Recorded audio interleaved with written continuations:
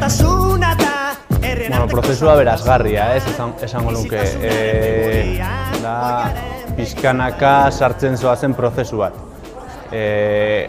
Deus ez dakizu eta pixkanaka askapenak emate dizu mundu mailako, Europako eta zure helburu edo destino horretako informazioa, ez? Orduan, bueno, azkenean Euskal Herritik ateratzen zaitu prozesu horrek eta kokatzen zaitu realitate handiago batean eta beti hori aberasgarria da. Izena eman un emailez eta gero, bueno, harremanetan jarri ziren nerekin, garai hartan Baionan bizi nintzen, orduan lehenengo formakuntza han jaso nun, askapenako militante baten partetik, eta ondoren parte hartu nun antolatu ziren formakuntza ezberdinetan. Eta bueno, horre formakuntza jaso genuen gauza aspektu ezberdinetan, bai formakuntza politikoa, baina baita ere komunikazioko formakuntza, elkarrizketa bat egin behar baldin bagenuen nola egin, eta brigada batean gertatu daitezkeen arazoak nola kudeatu eta halako kontuak.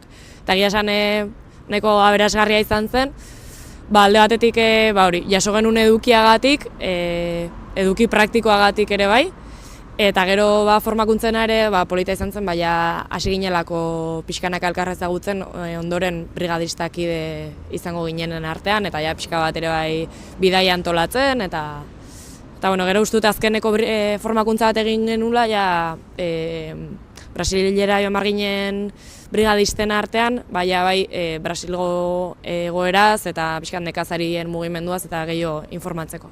Honitzen formakuntza teorikoetan edo, eta egia esan, oso interesgarriak, bai enfokea, mundu mailan ematen zuten nola panorama, hainbat herrialdetan eta kontinentetan dauden borroka eta gatazken inguruan, eta bai horiek, eta bai bestela ez, elkartzeneko kustet etorri zirela baita ere, oso interesgarria.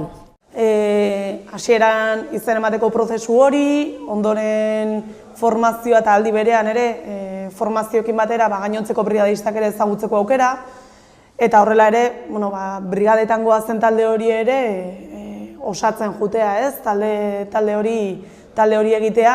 Pixka kokatzea inkluso, jun aurretiaz ere noraz goazen, ze realitatea aurkituko duzun bertan, zeinekin egon gozaren, aterrizaje bat, ez? Jun aurretikan.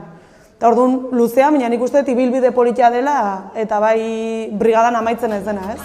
Brigadaren ostean ere badakana bere traiektoria gainera.